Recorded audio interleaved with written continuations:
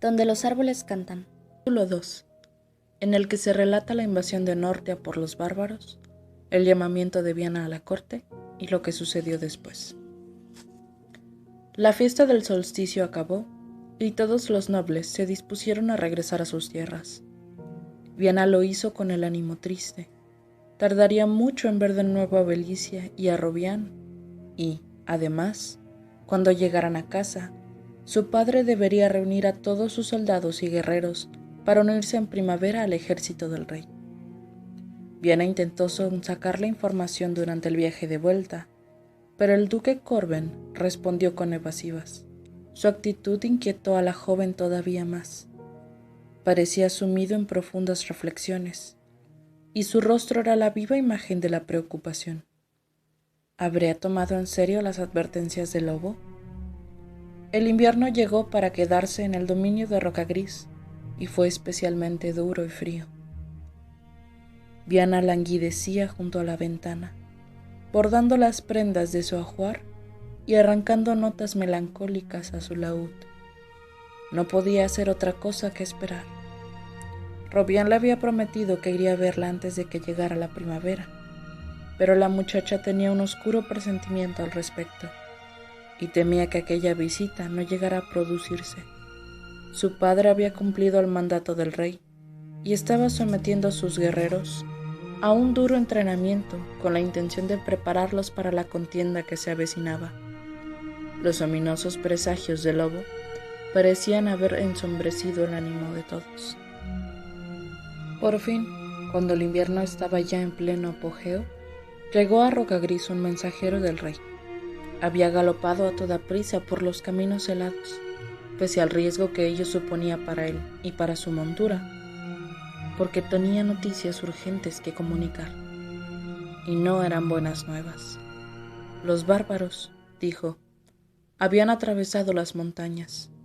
Los pasos estaban bloqueados por la nieve, pero ellos se la habían arreglado para cruzarlas contra todo pronóstico, y habían arrasado ya las tierras que se extendían a sus pies. Tomados por sorpresa, los soldados de los puestos fronterizos no habían sido capaces de detenerlos. El duque Corben asintió, como si hubiera esperado aquella noticia. Sin apenas pronunciar palabra, lo dispuso todo para la partida. Viana asistió a los preparativos con el corazón en un puño. Cuando su padre y sus guerreros se marcharan, el castillo quedaría protegido solo por un pequeño destacamento de guardia que estaría a sus órdenes. La muchacha sabía que era así como se hacían las cosas. Los hombres se iban a la guerra, y las damas se ejercían como señoras del dominio en su ausencia. Pero ella había crecido en tiempos de paz, y sería la primera vez que se quedara allí sola. Notó la mano tranquilizadora de Dorea en su hombro y se sintió algo mejor. Dorea, que había sido su nodriza y que después se había convertido casi en su segunda madre para ella, estaría a su lado y la acompañaría hasta el regreso del duque. Las dos acudieron al patio para despedir a los caballeros.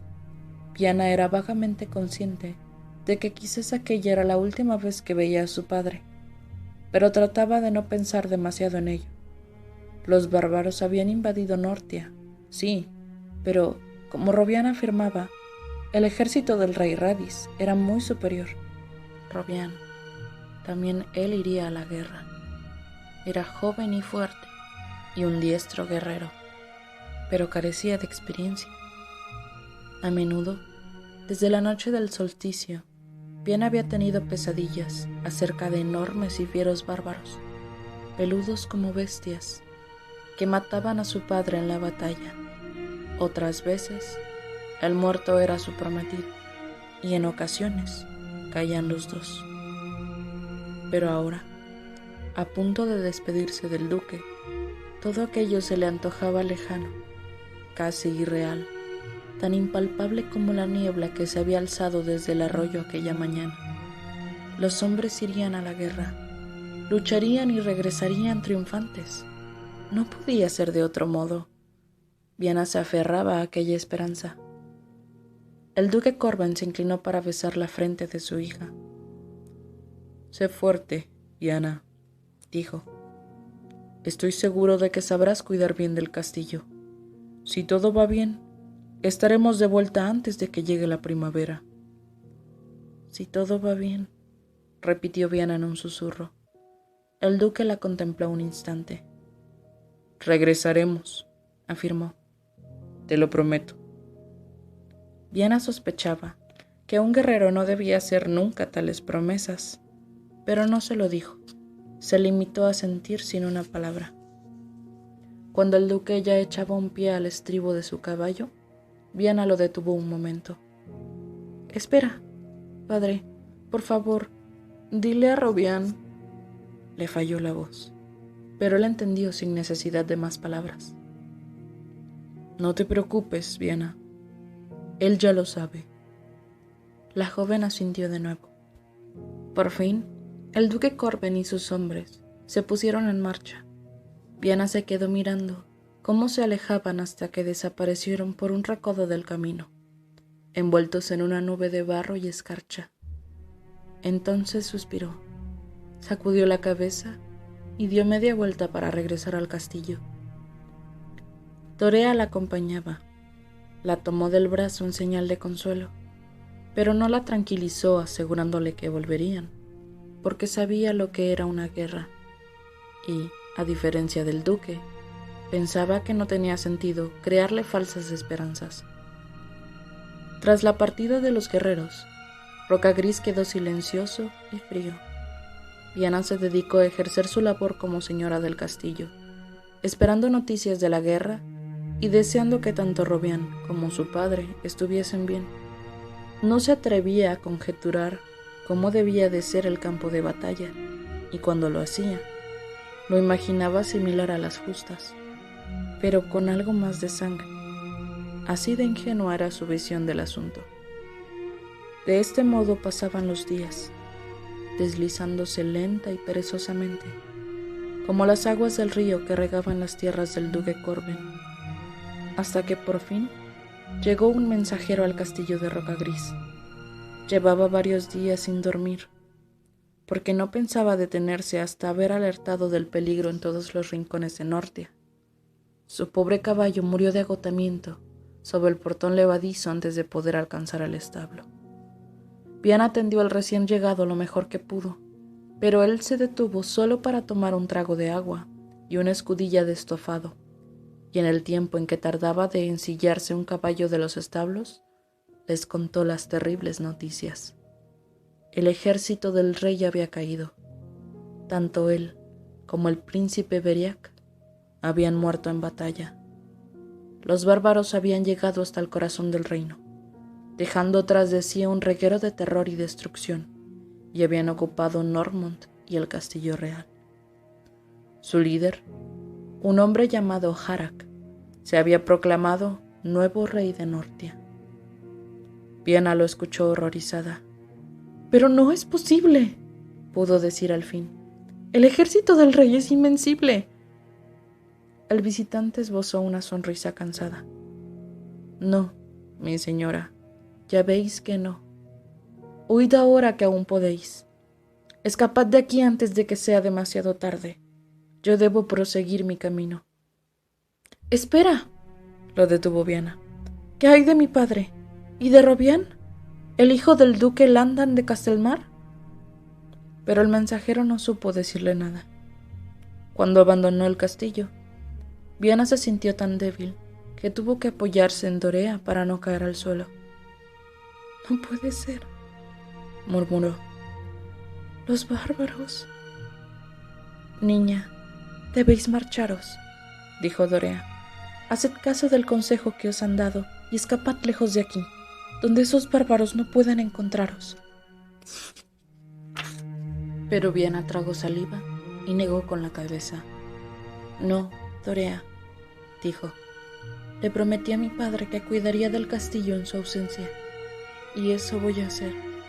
Además, no sabemos si él o Robián están vivos. He de quedarme aquí por si regresan». Dorea no dijo nada. Sin embargo, en los días siguientes, trató de convencer a Viana de que no debía esperar al duque. Él preferiría, sin duda, verla a salvo de aquellos salvajes, pero Viana se mantuvo en su decisión. Además, era demasiado ingenua e inocente como para sospechar que pudiesen hacerle nada malo. Oh, claro que conocía las historias de muchachas forzadas por los guerreros victoriosos que invadían un nuevo territorio, pero siempre había creído que aquellas cosas les pasaban a las campesinas, que los bárbaros la respetarían porque hasta ellos sabrían reconocer que ella, como mujer noble que era, merecía un destino mejor. Y, en cierto modo, no se equivocaba. 5 días después, 2 hombres se presentaron ante las puertas del castillo. No eran oriundos de Nortia, lucían largas cabelleras, eran anchos y fornidos, y vestían ropajes de cuero y vastas pieles. No parecían tan siniestros como los había imaginado Viana en sus sueños. En realidad, presentaban un gesto serio y solemne que, de alguna manera, incluso ennoblecía un poco la rudeza de su aspecto. No bramaban enloquecidos, echando espuma por la boca, ni trataron de derribar el portón con sus hachas. Por el contrario, se detuvieron ante la muralla y uno de ellos proclamó: «El rey Harak saluda a la señora del castillo y requiere su presencia en Normont en un plazo de 3 días desde hoy». Hablaba el idioma de Nortia, aunque con un fuerte acento grutal que delataba su procedencia extranjera. Viana, que había estado atisbando junto a la ventana, sin asomarse del todo, sintió la necesidad de responder. Salió al balcón antes de que Dorea pudiera detenerla y observó desde allí a los bárbaros con detenimiento. El portavoz lucía un largo bigote y llevaba el pelo recogido en una trenza. El otro era un poco más alto, y su rostro quedaba ensombrecido por una hirsuta melena y una barba que le confería cierto aspecto feroz.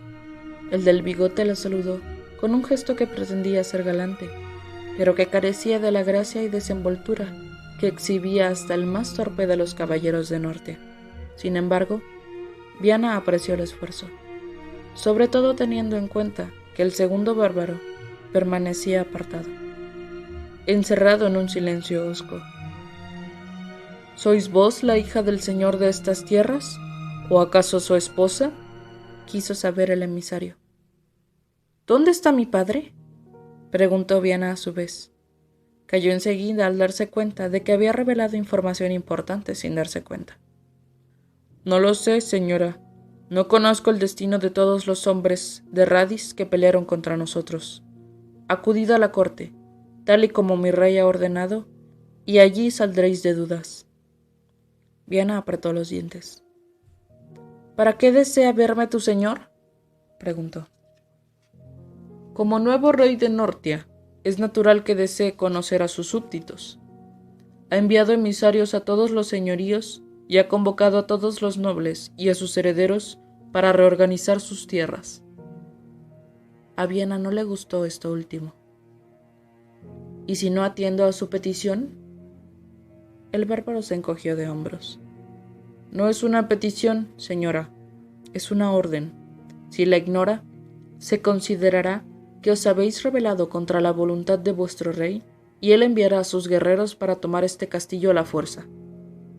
Viana cayó de nuevo, tratando de fingir que su amenaza no la había afectado. No sabía qué responder. ¿Debía acudir a la corte como había ordenado aquel caudillo bárbaro que se hacía llamar el nuevo rey de Nortia?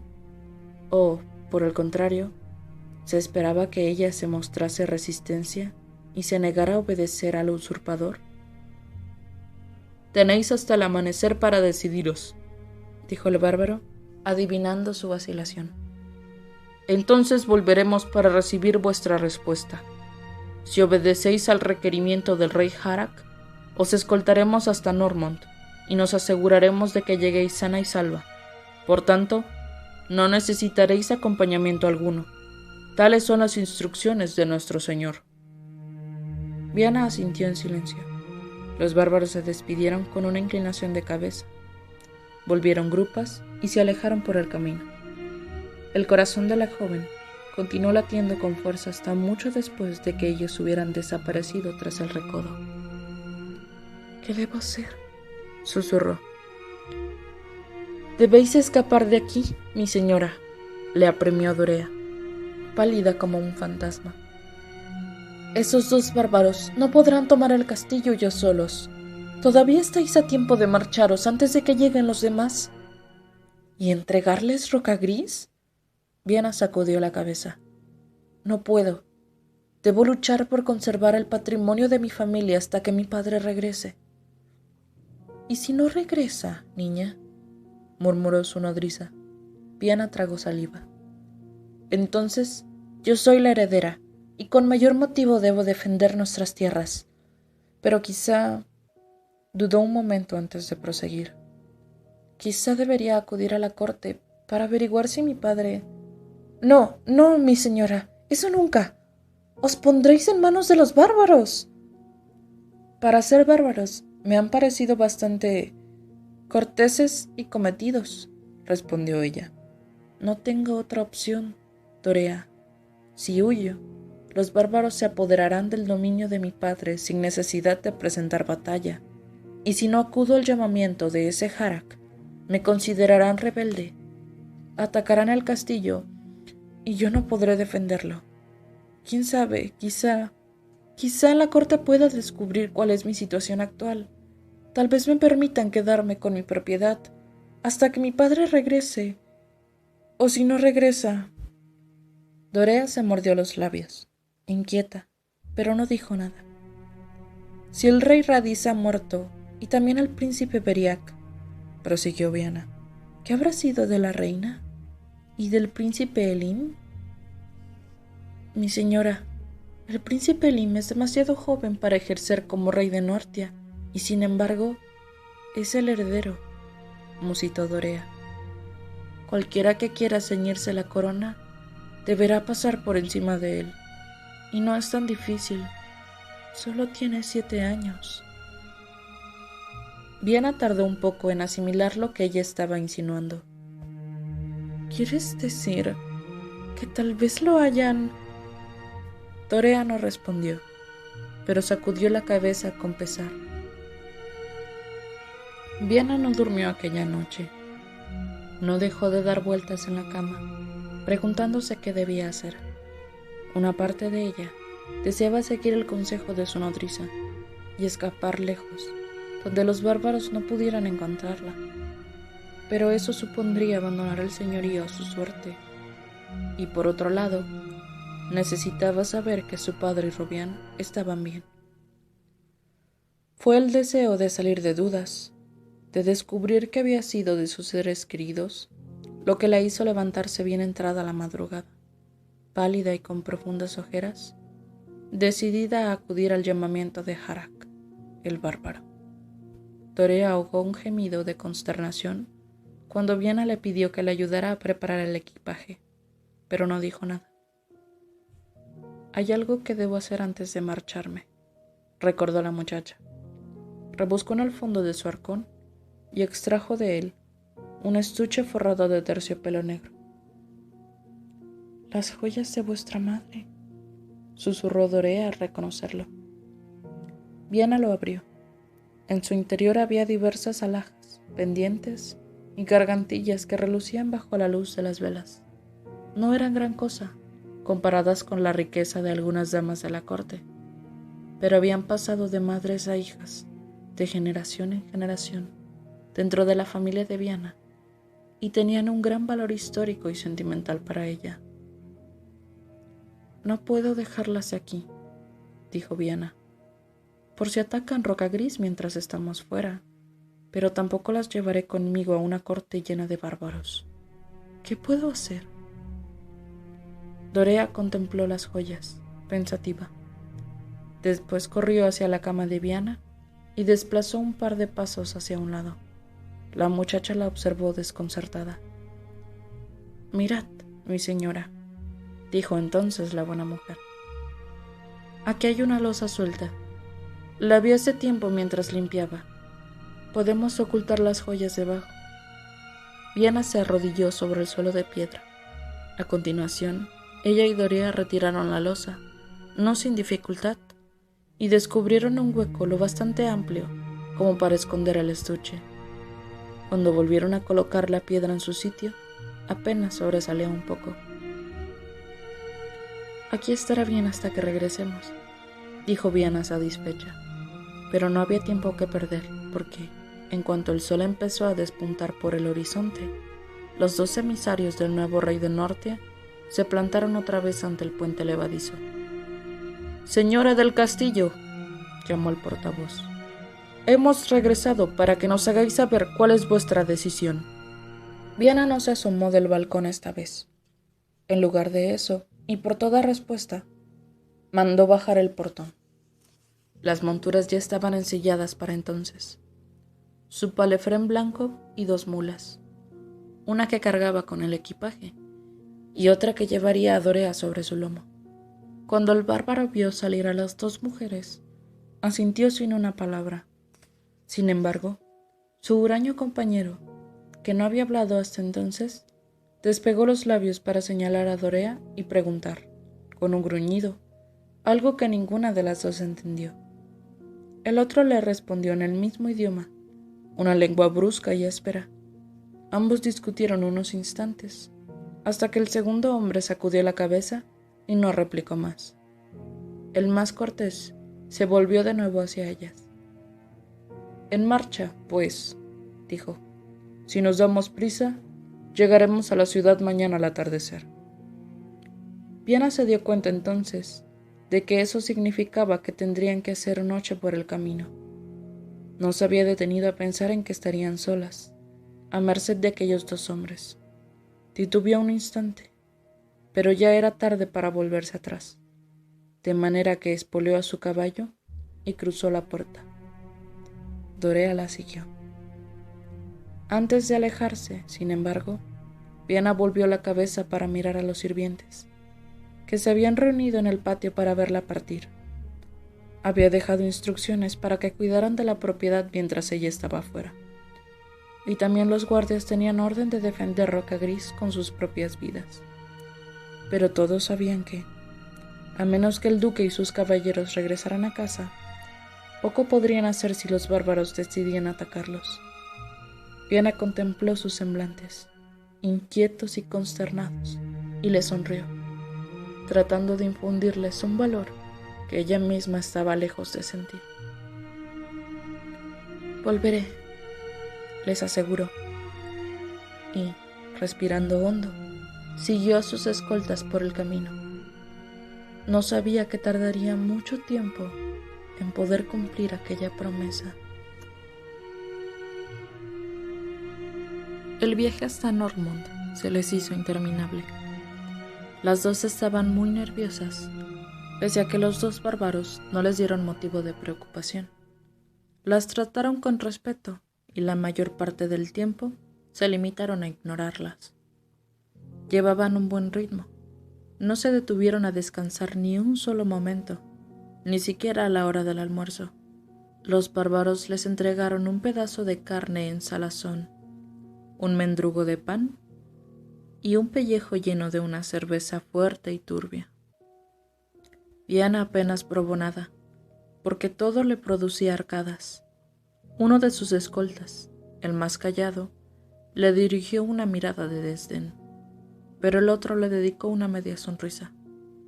«Tendréis ocasión de descansar y tomar una cena más abundante en el castillo de Normund, señora», le dijo. Viana no respondió, aunque reprimió un suspiro de desaliento, porque no llegarían a la ciudad hasta el día siguiente. ¿Las obligarían a marchar también durante la noche? Se estremeció solo de pensarlo, aunque quizá aquello fuera mejor que tener que pernoctar con los bárbaros. Llevaban poco equipaje. ¿Habrían cargado solamente una tienda? ¿Tendrían que dormir todos juntos? ¿Y si...? Viana no se atrevía a preguntar, pero tampoco osaba seguir imaginando el resto. De pronto, al girar un recodo, uno de los bárbaros se detuvo de golpe y ordenó a los demás que hicieran lo mismo.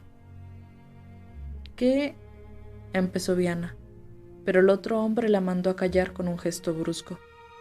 Ella obedeció, con el corazón en un puño. Mientras los bárbaros escudriñaban el bosque a su alrededor, con la atención de dos perros de presa al acecho. Entonces, súbitamente, un grito rasgó el silencio. ¡Por Rocagris! ¡Por Rocagris!, corearon varias voces más.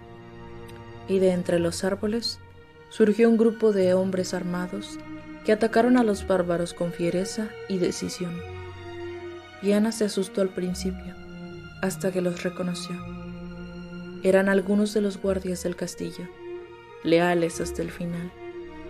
Habían acatado la decisión de su señora de acompañar a los invasores hasta la corte, pero después no habían soportado la idea de abandonarla en sus manos y habían acudido al rescate. Eran al menos una docena. Sin duda acabarían con sus enemigos y la llevarían de vuelta a casa. Acercó su montura a la de Dorea, temblando, y ambas se apartaron un poco de los hombres que peleaban. Pero si Viana esperaba un rescate rápido y limpio, como los que había leído en algunas novelas predilectas, sufrió una decepción. Porque resultó que, pese a su superioridad numérica, los nortianos estaban perdiendo. Los bárbaros, implacables y feroces, habían desenfundado sus armas, y en comparación con ellas, las de los guardias de Rocagris parecían de juguete. Sus movimientos, seguros y contundentes, cercenaban miembros y hacían brotar profusos chorros de sangre de los cuerpos de sus contrarios. Antes de que Viana pudiese asimilar lo que estaba sucediendo, los cadáveres de sus hombres yacían en el suelo, como muñecos rotos y ensangrentados. Viana gritó horrorizada. Jamás había presenciado una escena semejante, tan violenta y tan brutal. Dorea trató de sujetarla, pero ella siguió chillando, histérica, como si así pudiese despertar de aquella pesadilla, sin apartar los ojos de los cuerpos de aquellos hombres buenos y leales. Los bárbaros limpiaron sus armas y las guardaron con indiferencia, como si participar en una carnicería de aquel calibre fuese algo que hiciesen todos los días. El de la barba le gritó algo a Viana, pero ella apenas la escuchó. «Mujer, haz callar a tu señora», le dijo el otro a Dorea. «Hemos de seguir adelante». Viana dejó de gritar, pero estalló en sollozos. Su nodriza la consoló como pudo y consiguió que la muchacha apartara la vista de aquella macabra escena. «Vamos, niña», susurró Dorea. «Ya no podemos hacer nada por ellos». Viana enterró la cara entre las manos mientras los bárbaros arrastraban los cuerpos a ambos lados del camino. Después, los dos hombres la obligaron a proseguir la marcha. La joven aún temblaba cuando dejaron atrás el recodo donde había tenido lugar la pelea. Apenas fue consciente del paso de las horas. Se sentía como si flotase en medio de un extraño y horrible sueño. En algún momento, se repetía a sí misma una y otra vez: tendría que despertar. Mientras tanto, se limitaba a dejarse llevar, como una sonámbula, hacia un destino incierto. Finalmente, cuando se puso el sol y la muchacha estaba ya tan cansada que casi no podía mantenerse sobre la silla, los bárbaros se detuvieron. Viana volvió a la realidad cuando la ayudaron a desmontar y se esforzó por mantenerse alerta. Encendieron una hoguera en un claro no lejos del camino. La joven confirmó que no llevaban ninguna tienda cuando les dieron un par de mantas ásperas y les recomendaron que se acomodaran en el suelo como buenamente pudiesen. Uno de los hombres se alejó y regresó al cabo de un rato con una perdiz y un conejo que asaron al fuego. Viana tenía tanta hambre que empezó a devorar su parte, sin preocuparse por mantener los modales que le habían enseñado.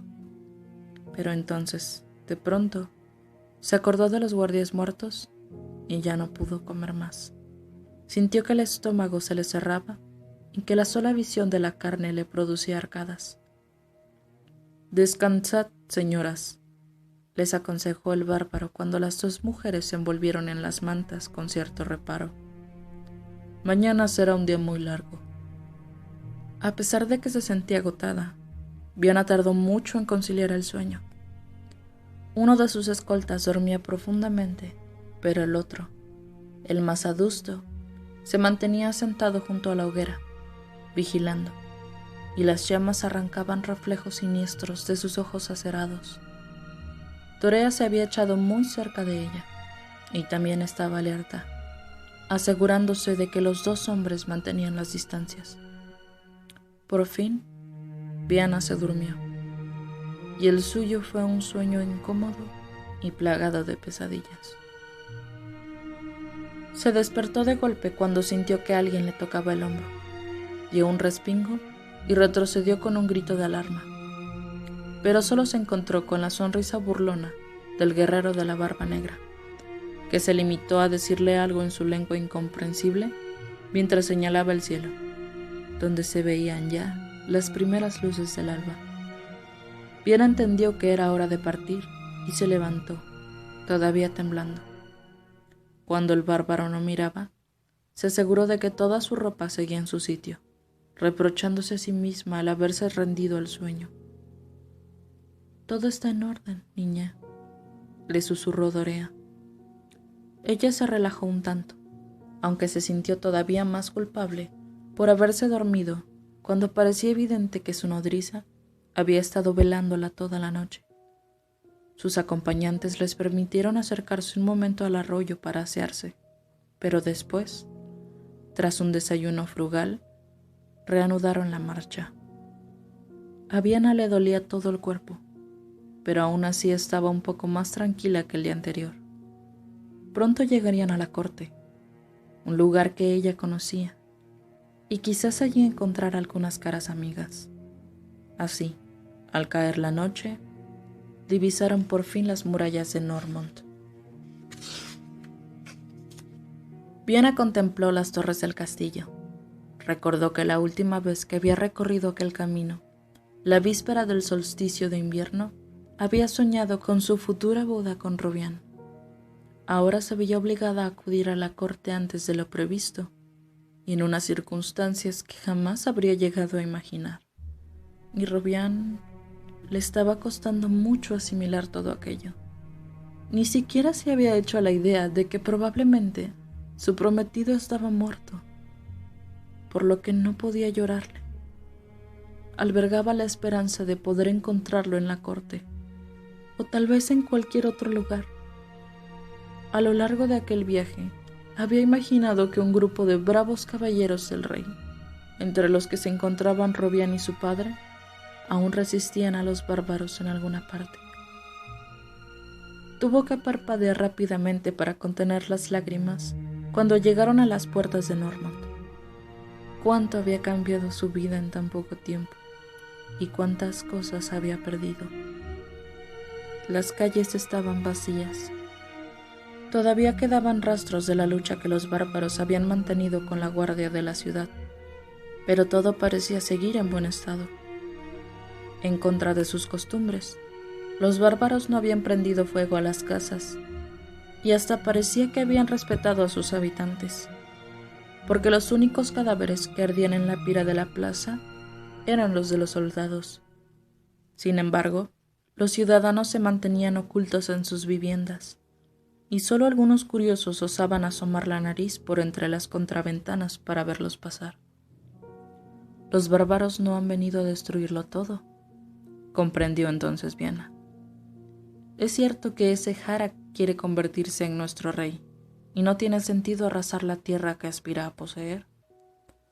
Eso renovó sus esperanzas. Quizá, después de todo, Robián y su padre aún siguieran vivos. Cuando la comitiva entró en el castillo, Viana recordó desalentada la alegría que había reinado en el lugar durante su última visita, en las celebraciones del solsticio de invierno, y tuvo que reconocer que ni en sueños más optimistas podría imaginar que todo volvería a la normalidad. Los bárbaros las ayudaron a descabalgar en el patio. Viana miró con aprensión a los hombres que rondaban por allí, Incluso el muchacho que se ocupó de llevar sus monturas a los establos parecía rudo y fiero. Y eso que no debía de superar los 13 años. Se estremeció.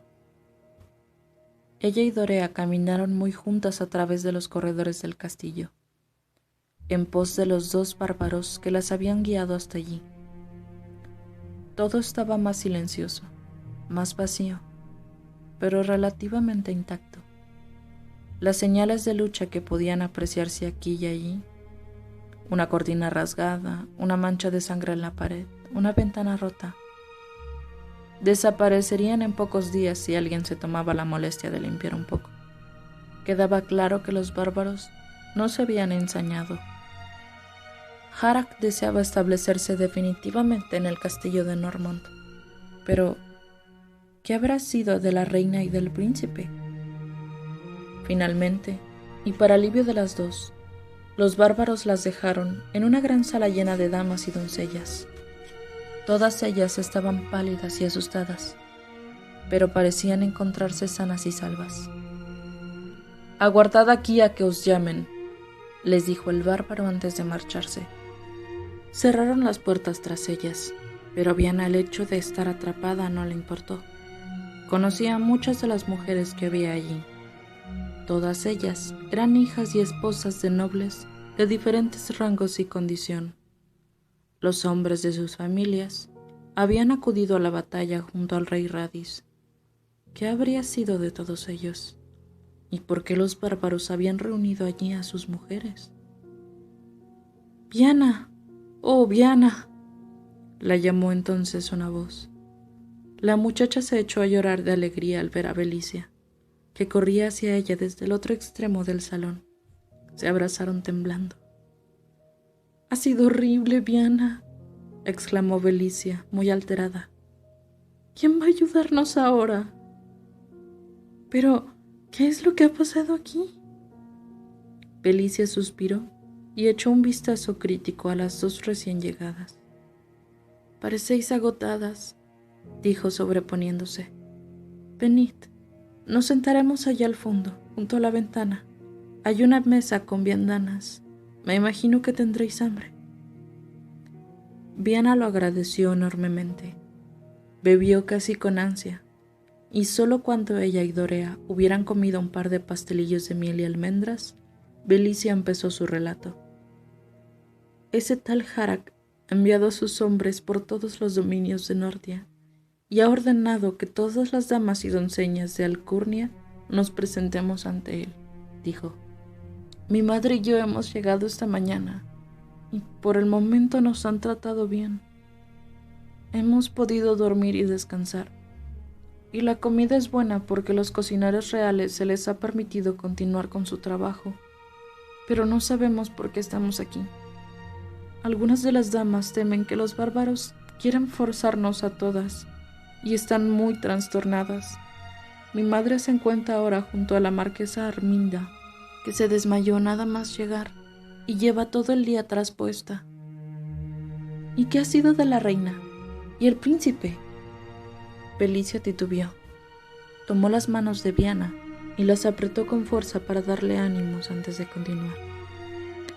Verás, la guardia de la ciudad resistió a los bárbaros heroicamente y los soldados del castillo hicieron cuanto pudieron para impedirles entrar. Pero fue inútil. Ese tal Harald llegó hasta el salón del trono, donde la reina se había encerrado, y echó la puerta abajo. Dicen que ella se comportó con gran valor y dignidad, y le ordenó que volviese por donde había venido. Pero Harald respondió que él era el nuevo rey de Nordia, y que por tanto estaba allí para sentarse en el trono y reclamarla como esposa legítima. Traía la corona del rey Radis y se la puso ante ella, como si ese gesto le otorgara todo tipo de derechos. Concluyó Belicia con disgusto. ¿Y qué hizo la reina?, preguntó Viana, conteniendo el aliento.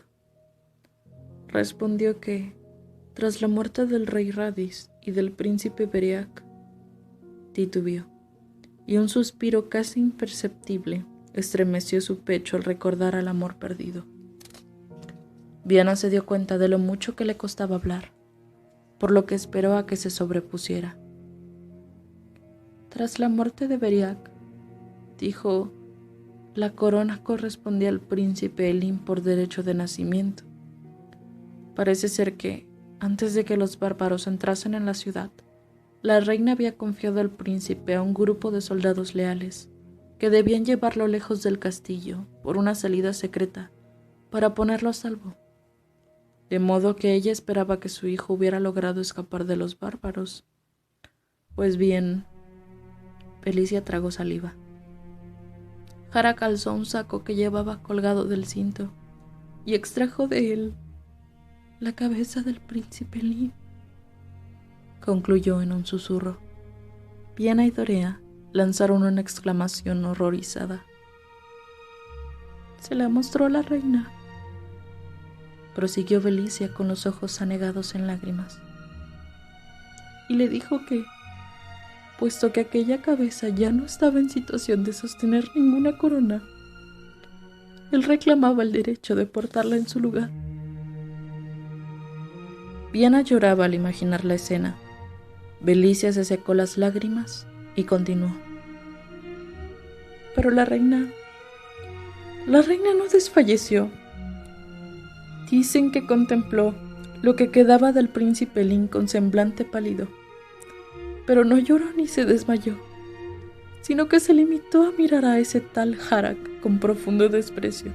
Y entonces, él insistió en que quería casarse con ella, y trajo un brujo de su tribu o algo parecido, para que celebrase el matrimonio según las creencias de los bárbaros.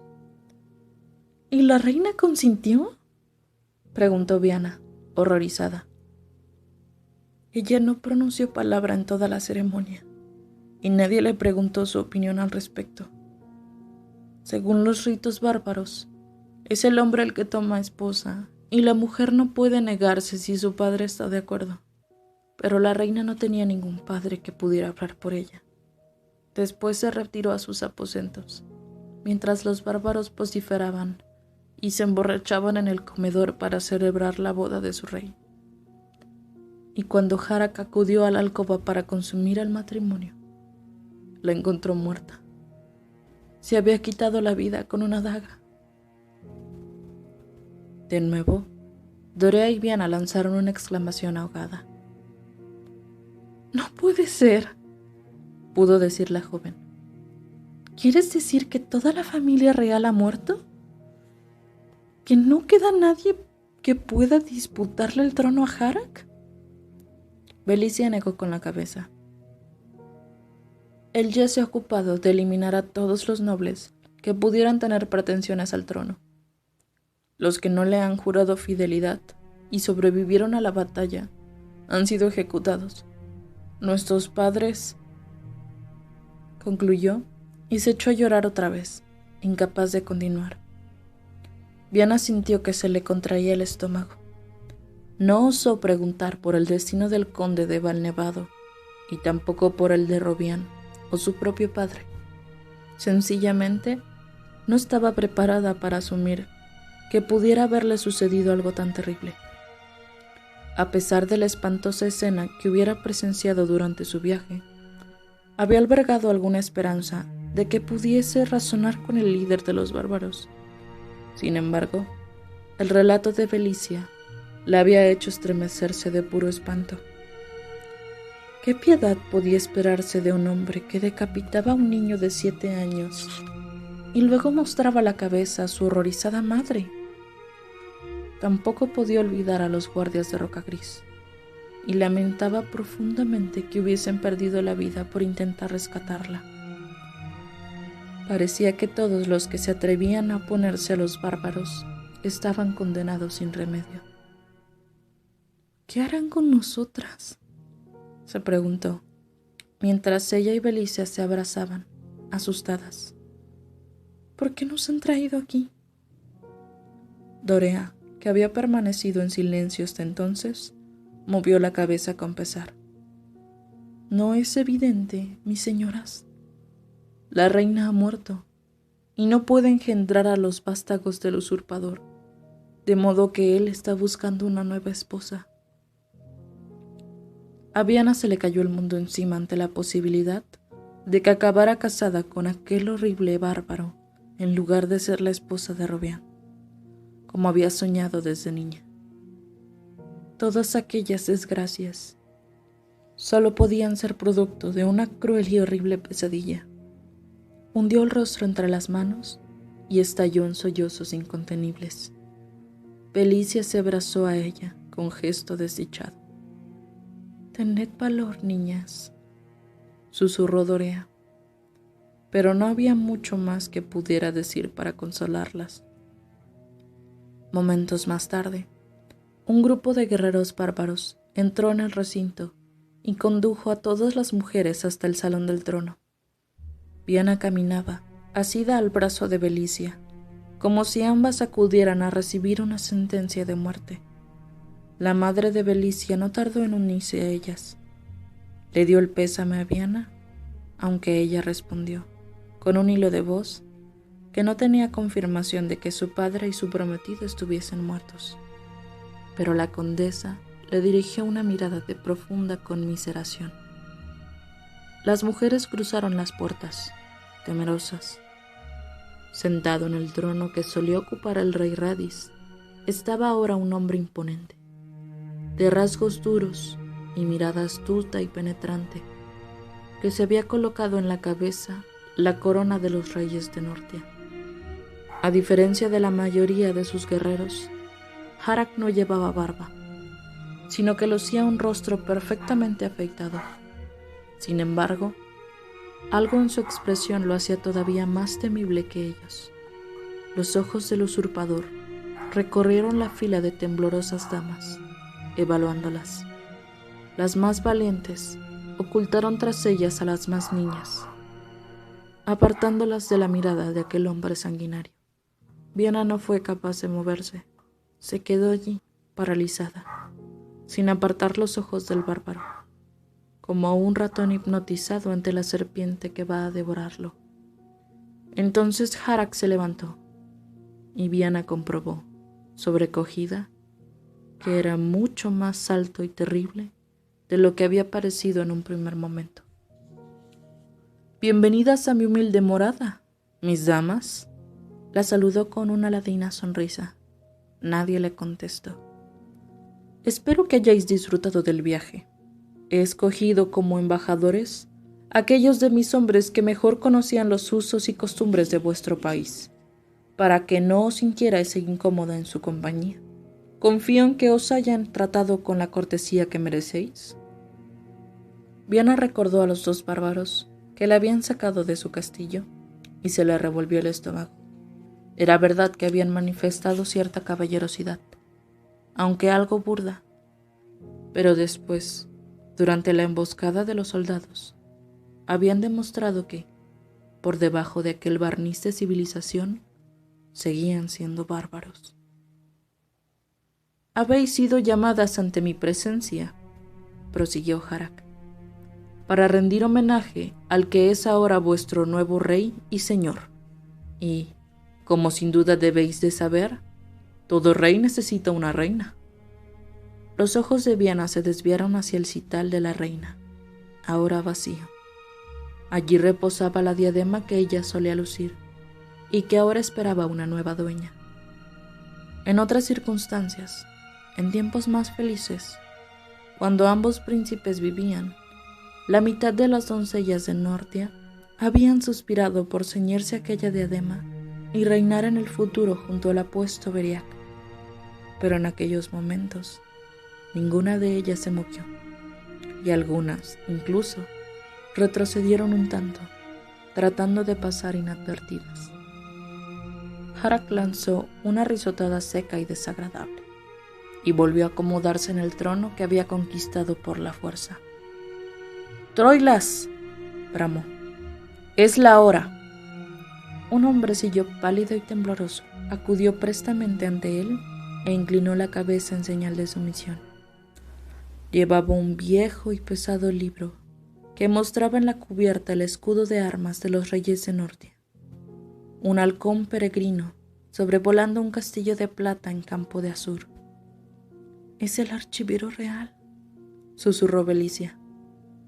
Como muchos de los sirvientes del rey Rhadis, temía por su vida y ha jurado lealtad al bárbaro. Bien asintió. Lo conocía de vista, aunque hasta aquel momento no había sabido cuál era su nombre ni su función en la corte. Y tampoco entendía por qué razón alguien como Harak podría estar interesado en sus servicios. No tardó en descubrirlo.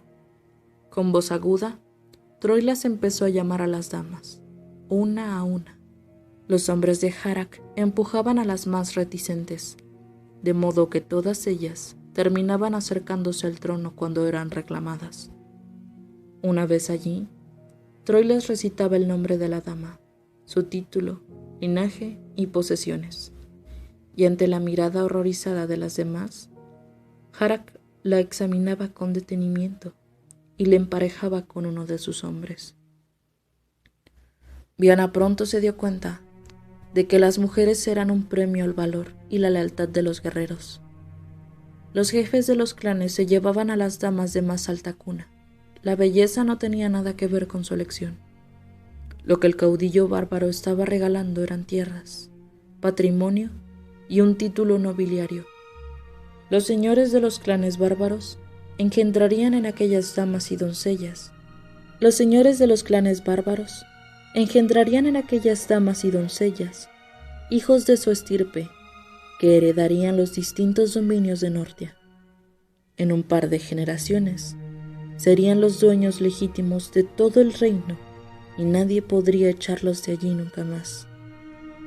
Viana no podía hacer otra cosa que permanecer allí de pie, paralizada, como una res a punto de ser conducida al matadero. Sabía que tarde o temprano llegaría su turno, y no se le ocurría nada que pudiera hacer para evitarlo. «Annalisa de Belrosal», anunció entonces Troilas. Una niña de unos 9 o 10 años avanzó por la sala, temblando de puro terror, pero, con un grito, su madre se abalanzó tras ella y se interpuso entre Harak y la pequeña. «Piedad, señor», suplicó. «Annalisa no es más que una niña. Tomadme a mí en su lugar». Un murmullo recorrió el grupo de las damas. «La marquesa de Belrosal es hermana de la difunta reina y prima del rey Rhadis», murmuró Belicia, aunque Viana ya lo sabía. «Está doblemente emparentada con el linaje real de Nortia». Harak no dijo nada. La marquesa se quedó ante él, abrazada a Annalisa, mientras Troilas recitaba la larga lista de títulos de la niña. Finalmente, el caudillo bárbaro anunció: «Annalisa de Belrosal será nuestra nueva reina». Lo repitió en su propio idioma para que todos sus hombres lo entendieran, y ellos lo celebraron ruidosamente. La marquesa imploró a Harak que considerara su decisión, pero sus argumentos se volvieron en su contra. «Vos sois ya una mujer madura, señora marquesa», replicó Harak con una torcida sonrisa. «Annalisa es una niña, sí, pero las niñas crecen y tienen mucho tiempo por delante para engendrar hijos sanos y fuertes». La marquesa lanzó un grito desesperado, pero no pudo hacer nada para evitar el destino de su hija. Se le permitió, sin embargo, quedarse en la corte para cuidar de ella como dama de compañía. Viana lo sentía mucho por la pobre Annalisa. Pensó en Rinia, la hermana pequeña de Robián, y se preguntó, con el corazón encogido, si la obligarían a casarse también. Pero no la vio por ninguna parte, ni tampoco a su madre, la duquesa de Castelmar. Se preguntó si eso era una buena señal. También albergó por un momento la esperanza de que, ahora que Harak ya había encontrado a su reina, las demás mujeres pudieran volver a casa. No fue así. Se sintió desfallecer cuando oyó que el siguiente nombre pronunciado por Troilas era el suyo. Trató de sacar fuerzas de flaqueza. La marquesa se había dirigido a Harak y éste la había escuchado, aunque no hubiese concedido su petición. Tal vez ella podría razonar con él. Se deshizo suavemente de las manos de Dorea y Belicia, que intentaban retenerla a su lado, y avanzó por el salón con la vista fija en el suelo, sin atreverse a mirar al terrible bárbaro. «Viana», dijo Troilas, «es la hija del duque Corben de Rocagris, que cayó en la batalla y no tenía más hijos, ni varones ni doncellas. Es la única heredera de su dominio». La muchacha apenas escuchó cómo el archivero describía detalladamente sus títulos y propiedades. La noticia de la muerte de su padre había caído como un mazazo sobre ella.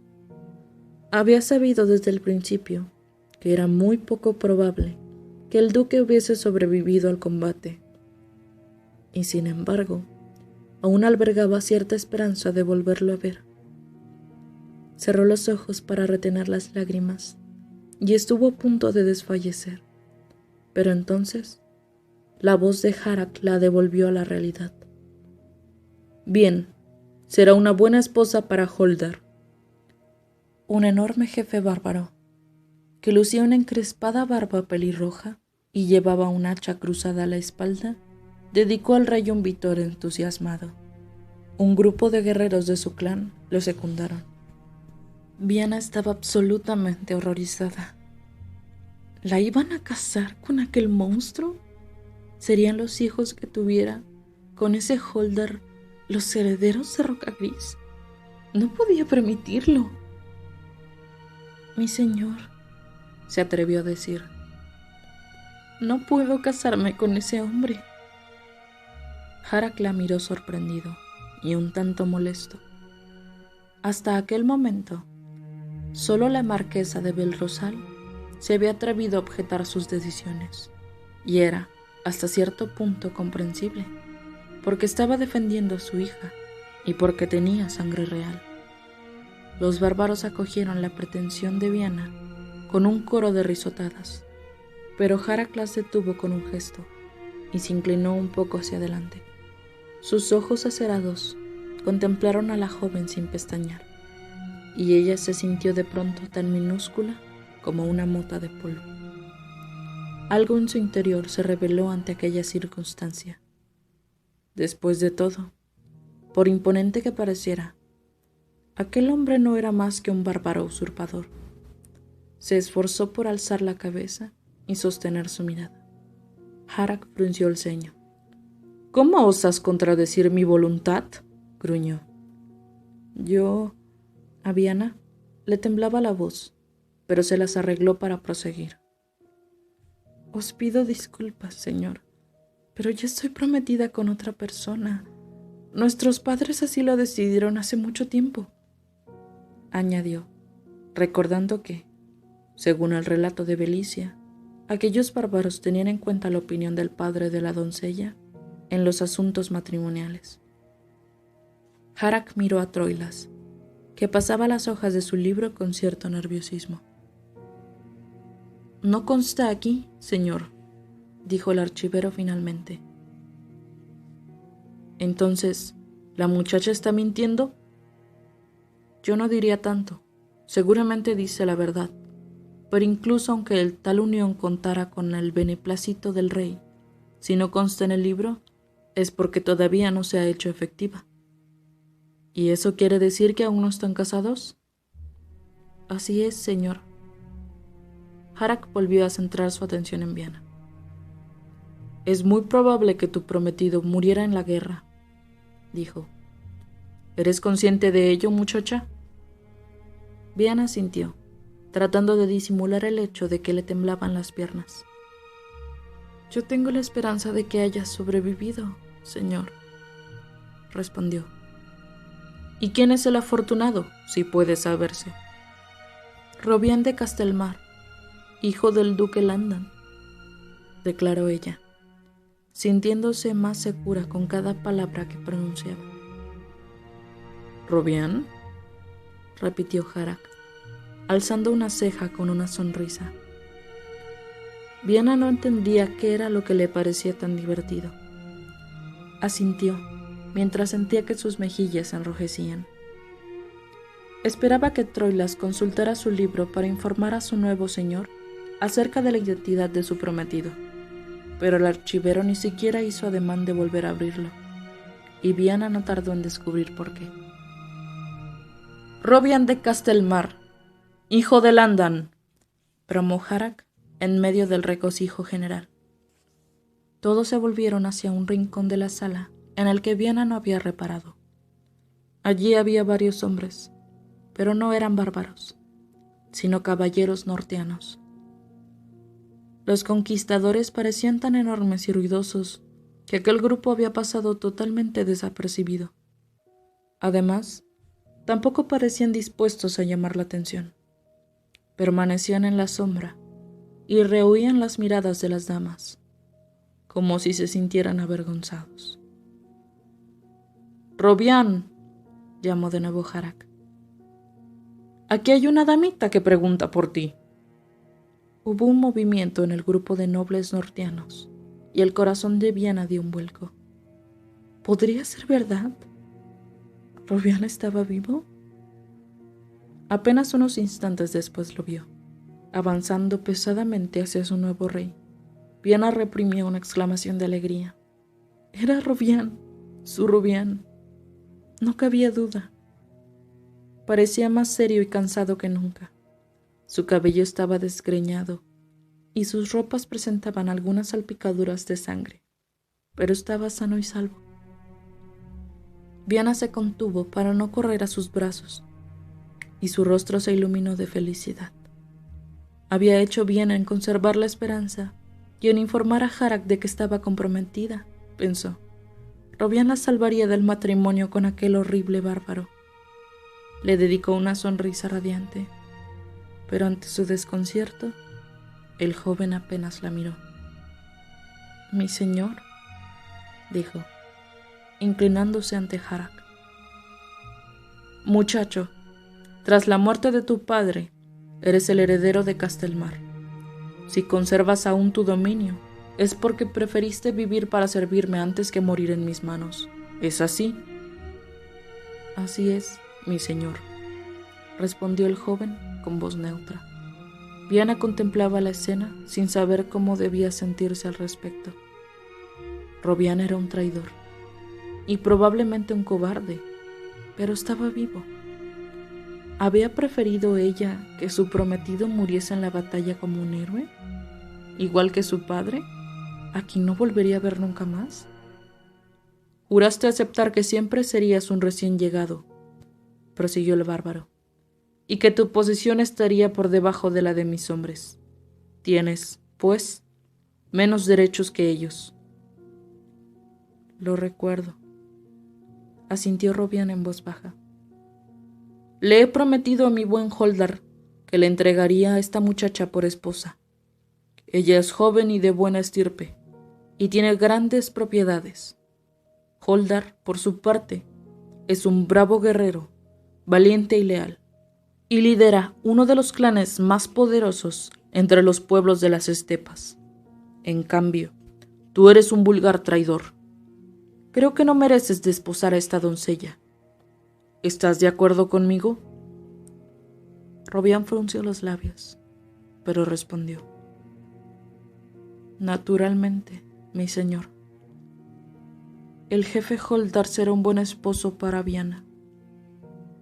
La muchacha lanzó una exclamación consternada, sin creer lo que acababa de escuchar. Harak sonrió. «No parece que ella esté dispuesto a creerlo. ¿Renuncias a ser su esposo, Robian de Castelmar? Dilo aquí y ahora». El joven caballero se incorporó para mirar a Viana, que lo contemplaba suplicante, pero bajó la cabeza enseguida, como si no se atreviera a sostener su mirada. «Renuncio a ella, mi rey. El compromiso que acordaron nuestros padres queda anulado». «Bien», asintió Harak, satisfecho. «Muy bien». Viana lanzó un grito desesperado y llamó a Robian, pero él no levantó la vista. La entregarían a Holdar, el bárbaro, sin que su prometido hiciera nada para evitarlo. La selección de esposas para los jefes de los clanes continuó hasta bien entrada la noche. Entonces llegó un bárbaro mucho más bajo y con una complexión más frágil que los demás. Pese a ello, todos callaban a su paso y lo trataban con respeto y veneración. Viana lo observó con cierta aprensión. Le llamaron la atención su largo cabello gris, trenzado con esmero, y las pinturas que adornaban su rostro. Nunca había visto a nadie como él. «Es el brujo», susurró alguien, y la muchacha se estremeció sin saber por qué. Pronto descubrió que aquel hombre, poseyera o no el poder mágico que le atribuían los demás bárbaros, tenía autoridad para oficiar bodas. Celebró primero la de Harak y la desdichada Annalisa, que no dejaba de llorar, y después casó al resto de las parejas sin que a ninguna de las mujeres se le permitiera objetar nada al respecto. Ahora Harak era el rey, y él dictaba las leyes. Y, según las costumbres de su pueblo, aquellos matrimonios eran perfectamente válidos. Después, Viana tuvo que acompañar a su nuevo esposo, y no hubo tiempo para las despedidas. También a Belicia la habían casado con uno de los jefes bárbaros. Viana alcanzó a ver cómo su amiga replicaba a su nuevo marido con insolencia, y éste le cruzaba la cara de un bofetón para ponerla en su lugar. Se estremeció de miedo y lanzó una última mirada suplicante a Robián, que hacía todo lo que podía por ignorar su presencia en la sala. Tal vez, se dijo a sí misma, haya trazado un plan para derrotar a Harak, y por eso debe seguir la corriente ahora. Seguro que no tardará en venir a rescatarme.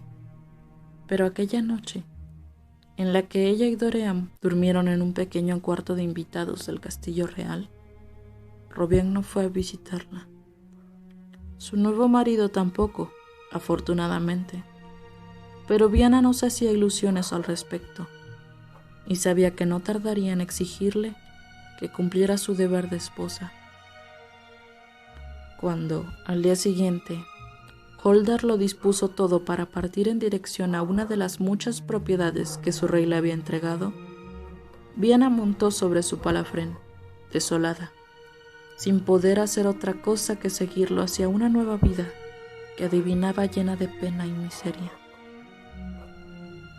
Hasta el último momento, estuvo girando la cabeza por si veía a Robián en alguna parte, tal vez despidiéndola desde las almenas o desde algún ventanal del castillo, quizá oculto entre la gente que se asomaba a la plaza principal de Normand, o puede que acechando en la espesura, junto al camino, dispuesto a emboscar a la comitiva para rescatar a su doncella.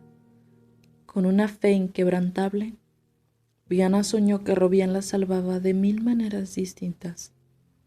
En ningún momento se atrevió a imaginar lo que sucedería si eran los bárbaros quienes vencían en la lucha, como había ocurrido cuando los guardias de Roca Gris se habían enfrentado a ellos. En su corazón todavía quedaba un resquicio para la esperanza, pero al caer la tarde llegaron a su destino, y Robián no había acudido al rescate. Ni lo haría jamás, comprendió de pronto Viana.